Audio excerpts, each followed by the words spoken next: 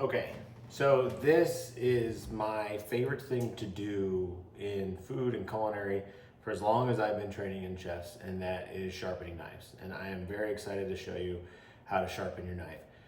There's a few reasons why I love it. As much as I try meditation and try to be good at it, nothing feels as zen as just rubbing a piece of metal against stone.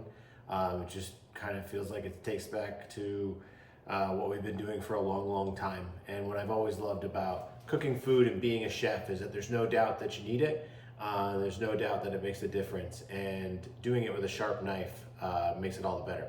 The other reason that you want a sharp knife is the sharper your knife, the less you cry, is what they say. The reason being is that when your knife is dull, you have to really push through to get through things like butternut squash or potatoes or steak or whatever.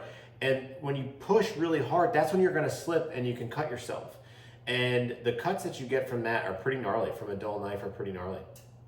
A sharp knife, less pressure, slides through easily, it's gonna be very safe. Much so, it's counterintuitive, but a sharp knife is much safer than a dull knife. So without further ado, let's get into sharpening the knife.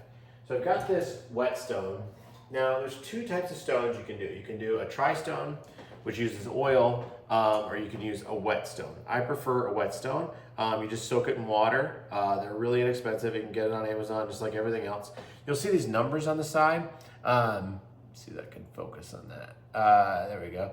So it's 6,000 and 1,000. The 6,000 is gonna be the really fine, refining one. The 1,000 is gonna be a little grittier.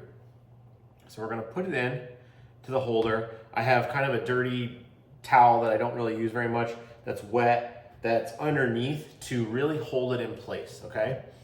Now, you have to find the edge, the bevel of your knife, where the edge is. You don't wanna go too straight, you don't wanna go too flat. So you gotta find that nice edge, and you'll find it the more that you do this.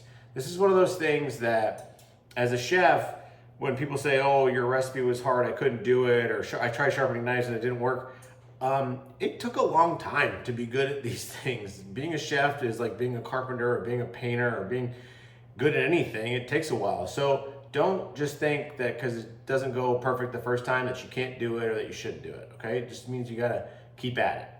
So find a good bevel, pull it towards you.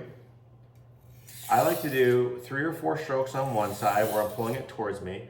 I hold my fingers against the blade to maintain the angle. So I'm kind of using pressure on my hands to maintain the angle as it goes across the stone. And then you're going to go back away from you, again with your hands and fingers maintaining the angle. And you just kind of get a rhythm for it. Now, this knife is relatively new, and this is the grittier side of the stone, so I'm just using it just to kind of get it started. You really want to use the gritty side if you have dull knives that have sat in drawers forever, and they really need to just have a whole new edge made on them. That's what the gritty side is going to be for. You may even want to get a tri-stone if you have a bunch of like really nice old knives that are like German or Japanese. But they've gone really dull. A tri-stone is much grittier, and it's going to hone the edge for you and create an edge that otherwise wouldn't be there. Whetstone is more for knives that you're bringing back to sharp that are relatively new. So I have the fine edge, and again, I'm finding the bevel, pulling it towards me, and then going back on the other side. You'll mess up the angle a little bit, it'll catch for a second, no big deal. Just don't grind it into the stone and don't lay it flat across so that you're not doing anything.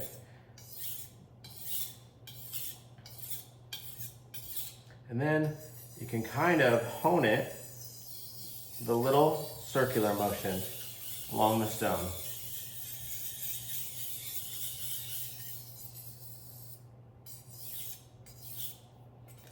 And then back. This is all about feel, connecting with your tool, feeling it, feeling what works.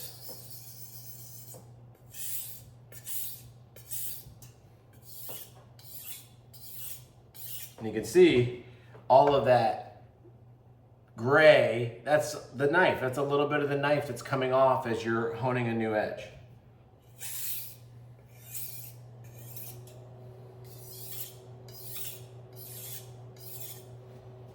And then give it a little wipe. If you have a steel, you can hone it on the steel. I honestly find that's not even necessary if you do a good job with the knife. And then you take any piece of paper and do the classic Ginsu knife commercial and make sure that it's sharp. There you go. That's how you sharpen a knife. All knives are sharpened the same way. You're gonna find the edge, find the bezel, or bevel, sorry, not bezel. Take your time. Make sure that the whetstone sits in water for about 10 to 15 minutes before you pull it out to use it.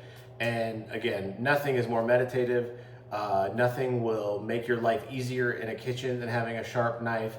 And if you spend, $80 to $100 to $200 on a nice knife, get a whetstone and you'll never have to buy another knife ever again. I still have the first knife that was given to me by my first chef out of culinary school 21 years ago. So give it a try. Please enjoy. Thanks so much.